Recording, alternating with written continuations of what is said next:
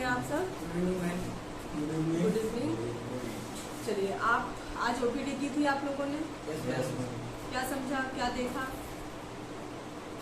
अवनीश, आप बताइए, कोई स्पेशल केस देखा आज?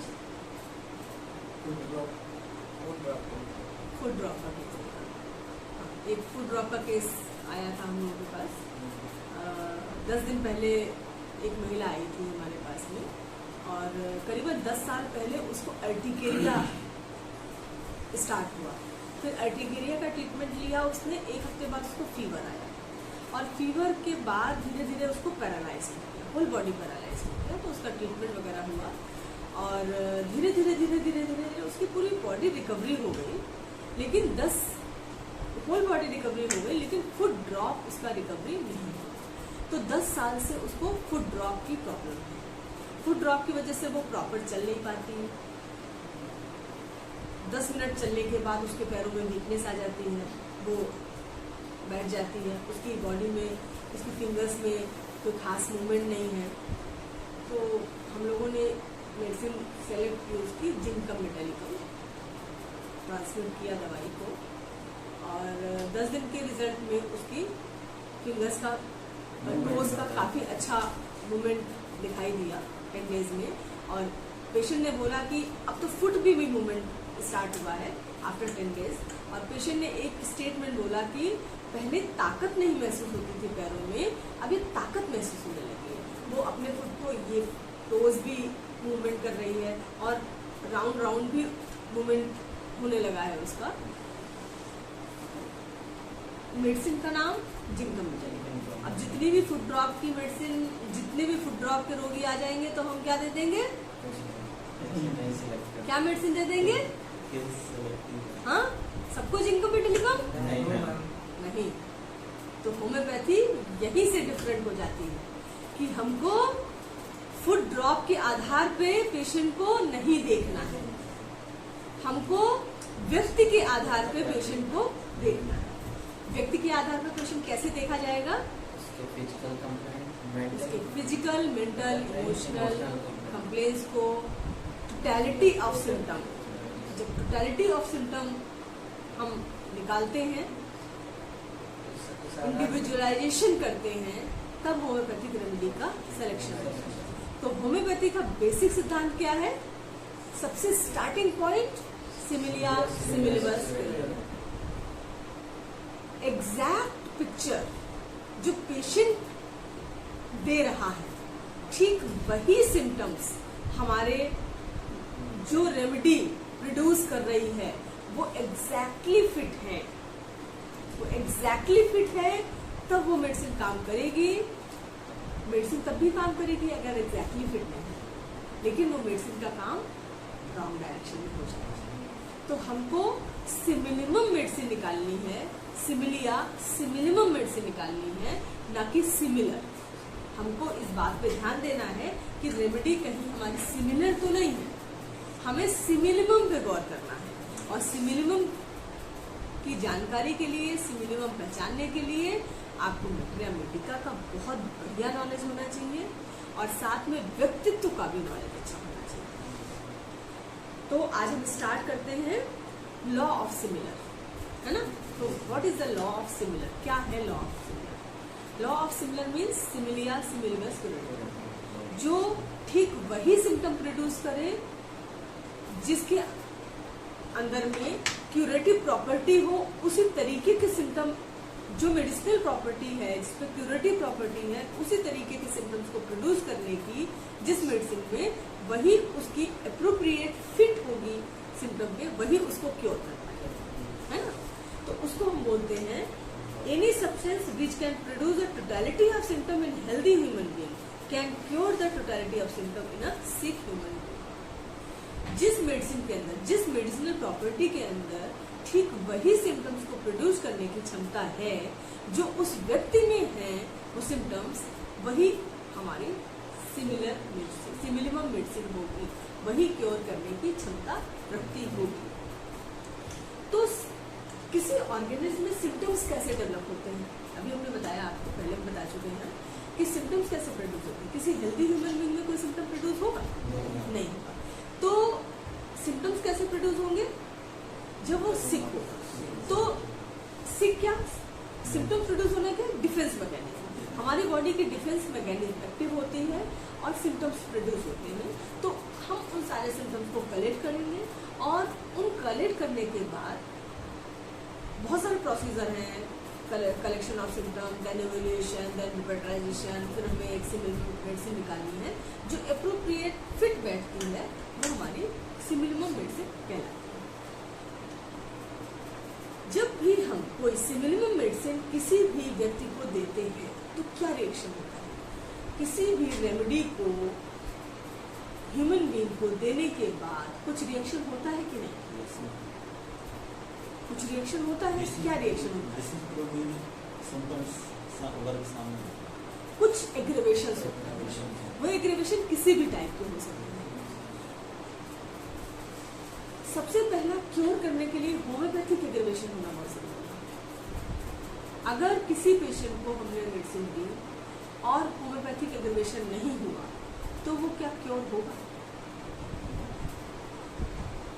अगर उसको हमने दवाई दी और कोई एग्रीवेशन नहीं हुआ, दवाई लेकिन काम कर रही है, तो वो क्या क्योर होगा?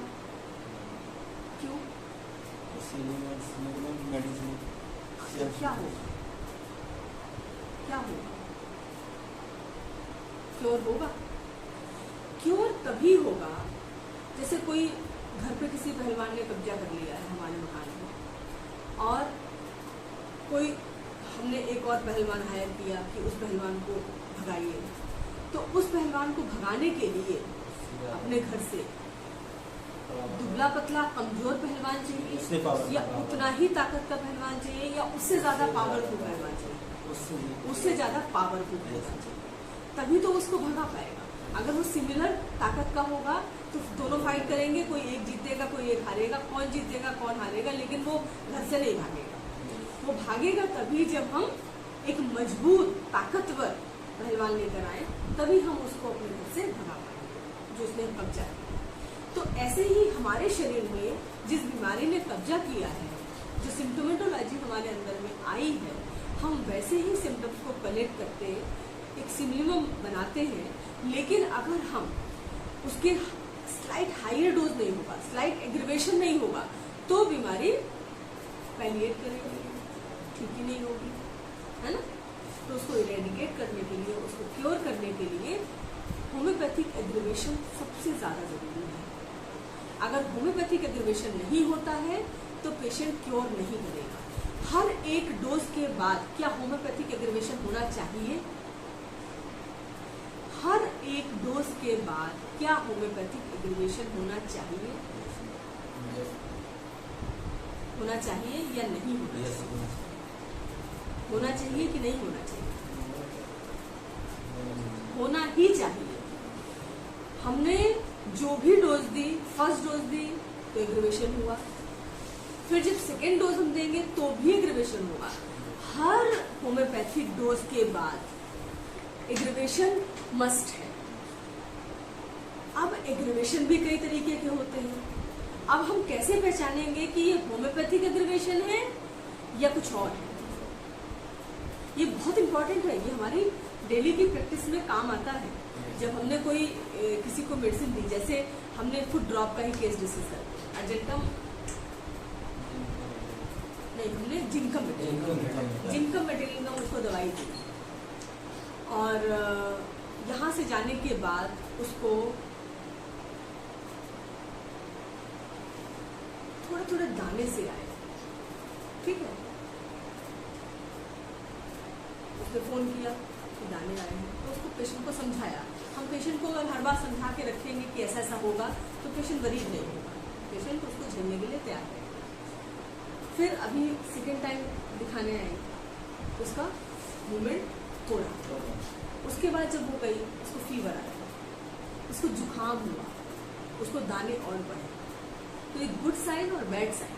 Good sign. अब होम्योपैथिक एग्रीवेशन का मतलब ये नहीं है कि फुट ड्रॉप और बढ़ गया।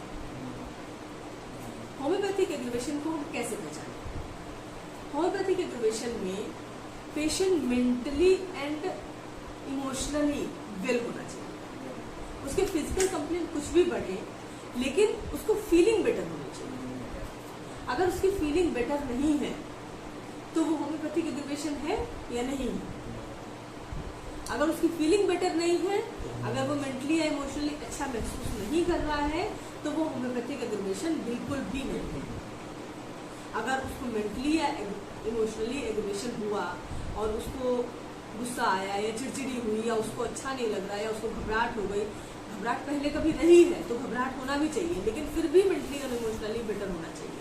अगर पेशेंट मेंटली या इमोशनली बेटर महसूस नहीं कर रहा है तो हम उसको होम्योपैथिक एग्रीवेशन नहीं बोलेंगे।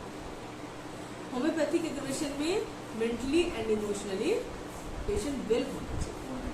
अब हम बात करते हैं एग्रीवेशन। एग्रीवेशन कितने तरीके के होते हैं बताइए? क्या? डिजीज एग्रावेशन, एडिशनल एग्रावेशन,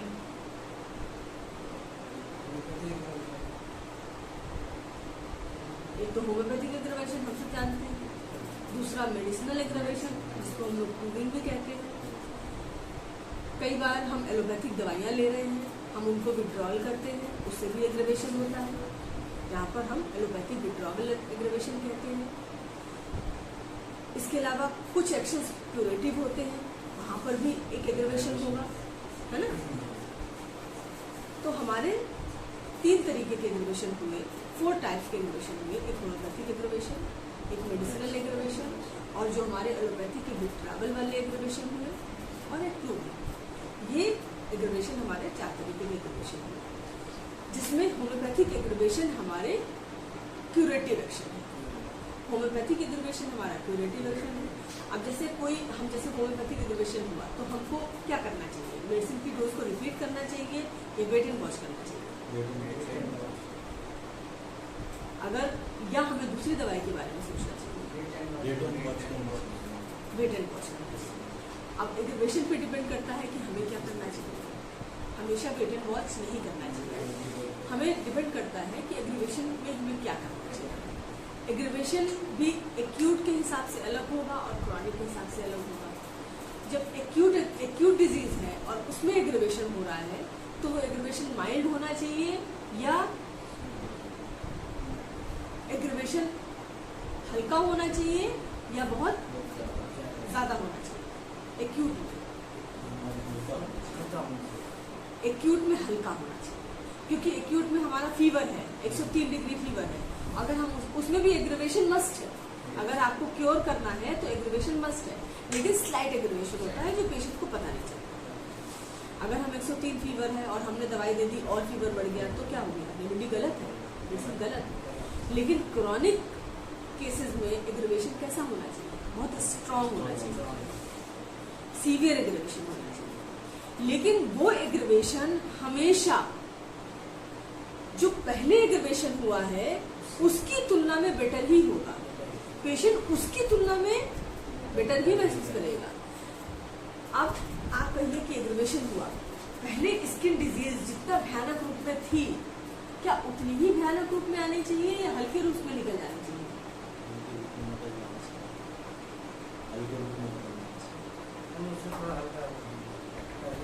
उससे थोड़ा हल्का होना चाहिए या सीवियर होना चाहिए? थोड़ा हल्का होना चाहिए। हमेशा एग्रावेशन जो सप्रेस हुआ है, जो होम्योपैथिक, हमेशा उसी एक्सट्रीम का होना चाहिए, क्योंकि जितना ज्यादा सप्रेशन हुआ है वैसा ही बाहर आउटवर्ड भी होना चाहिए, लेकिन हमेशा उससे जेंटल हो, क्योंकि हम क्योर तब तक नहीं कर पाएंगे जब तक आउटवर्ड प्रॉपर वे में कोई चीज हमारी न निकले। तो एग्रावेशन जितना सप्रेशन सीवियर हुआ है उतना ही एग्रावेशन भी सीवियर होना चाहिए, लेकिन उससे कंपेयर करें तो हमेशा जेंटल होगा फ्रॉम प्रीवियस सप्रेशन। तो जो भी एग्रावेशन हमारा है वो जेंटल होगा लेकिन होगा सीवियर। तो एक्यूट में हमेशा लाइट होगा, माइल्ड होगा, और क्रॉनिक में हमेशा सीवियर, जिस हिसाब से, और डिपेंड करता है हमारी क्रॉनिसिटी क्या है, डिजीज की क्रॉनिसिटी क्या है, इसमें भी डिपेंड करता है कि एग्रावेशन सीवियर है या माइल्ड है, पर ईच एंड एवरी डोज के बाद एग्रीवेशन मस्ट हो। अगर एग्रीवेशन नहीं हुआ तो क्यूरेटिव एक्शन नहीं होगा। कई बार हम दवा मेडिसिन देते हैं, होम्योपैथिक रेमेडी हमने दी और कुछ सिम्टम्स ऐसे आ जाते हैं जो हमारे रेमेडी के सिम्टम्स हैं, उसको हम क्या बोलेंगे? वहां पर भी तो एग्रीवेशन हुआ, वो कौन सा एग्रीवेशन हुआ? वो मेडिसिनल मेडिसिन प्रूविंग, इसको हम प्रूविंग बोलते हैं, है ना। एक डिजीज एग्रीवेशन भी है जो अगर सिमिलम मेडिसिन है तो वो होम्योपैथिक एग्रीवेशन होगा। सिमिलम मेडिसिन है, डोजिंग ज्यादा हो जाएगी तो धीरे धीरे जो पेशेंट बहुत सेंसिटिव होते हैं उनमें मेडिसिन का भी रिएक्शन होने लगता है। तो ऐसे स्टेज में हमको क्या करना चाहिए? मेडिसिन को कुछ देर के लिए रोक देना चाहिए और कोई दूसरी रेमेडी सेलेक्ट करनी चाहिए। वहां पर हमको कोई दूसरी दवाई का चुनाव करना चाहिए। हमें तब तक वेट एंड वॉच करना चाहिए जब तक सारे सिम्टम धीरे धीरे धीरे धीरे धीरे धीरे नॉर्मल ना हो जाए, धीरे धीरे सबसाइड ना हो जाए। लेकिन कई बार ऐसा होता है कि एग्रीवेशन बहुत सीवियर है, पेशेंट उसको नहीं झेल पा रहा है, तो हमें सिर्फ प्रूविंग वाले सिम्टम्स को छोड़ के, जो प्रूविंग वाले सिम्टम्स आए हैं उनको छोड़ करके जो डिजीज वाले सिम्टम है, जो पहले हिस्ट्री है, उसके आधार पे कोई और क्लोज मेडिसिन, मतलब वहां पर मेडिसिन तो हमने दी, वो आई तो सही मेडिसिन, लेकिन पेशेंट भी सेंसिटिव है और उसकी प्रूविंग हो गई है। अब हमको सबसे पहला काम तो ये हम तब करेंगे जब हम सीवियर कंडीशन होगी, पेशेंट को ज्यादा दिक्कत है, अब उसको मेडिसिन की जरूरत है, तो हम जो प्रूविंग वाले सिम्टम्स को उनको छोड़ देंगे, उनको कलेक्ट नहीं करेंगे। हम अपनी पुरानी हिस्ट्री को कलेक्ट करेंगे और उसमें जो अप्रोप्रिएट दवाई नेक्स्ट होगी जो हमने दी, उसकी जो क्लोज दवाई होगी हम उसका चुनाव करेंगे। लेकिन ऐसा तब करेंगे जब पेशेंट सीवियर कंडीशन में होगा, अदरवाइज हम वेट एंड वॉच करेंगे। धीरे धीरे धीरे धीरे धीरे धीरे वो सारे सिम्टम्स वैनिश होते जाएंगे, खत्म होते जाएंगे, सबसाइड करते जाएंगे। और हम कितने दिन तक वेट कर सकते हैं? ये एग्रीवेशन कितनी देर के लिए हो सकता है? ये एग्रीवेशन का ड्यूरेशन क्या होता है? किसी भी एग्रीवेशन का ड्यूरेशन क्या होता है? वो ड्यूरेशन 5 मिनट भी हो सकता है, वो ड्यूरेशन 2 घंटा भी हो सकता है, वो कई कई बार 3 महीने भी हो सकता है। तो हमको ऐसी स्थिति में मेडिसिन को छेड़ना नहीं। हम कई बार 9 महीने तक वेट करते हैं, प्लेसिबो सिर्फ देते रहते हैं। और अगर हम जल्दबाजी करते हैं दवाई को देने में तो हमारा केस स्पॉइल हो जाता है। हम राइट रेमेडी के बावजूद, सिमिलिमम के बावजूद हम अपने केस को स्पॉइल कर देते हैं। तो रेमेडी को देने के लिए बहुत फ्रीक्वेंट डोजिंग नहीं होनी चाहिए, बहुत मिनिमम डोजिंग का कॉन्सेप्ट है और बहुत फ्रीक्वेंट डोजिंग नहीं होनी चाहिए। इसलिए वेट एंड वॉच होम्योपैथी का सबसे पहला फंडा है, मिनिमम डोजिंग के साथ वेट एंड वॉच। तो जब तक वो सारे सिम्टम सबसाइड नहीं कर जाते हम तब तक वेट एंड वॉच करेंगे। तो बात समझ में आ रही है? ये हम लोग अपने, जब हम लोग स्ट्रोक करते हैं या हम ओरल डोजिंग देते हैं तो हम उसको समझते हैं ना कि फटाफट दिए रहो दिए रहो दिए रहो।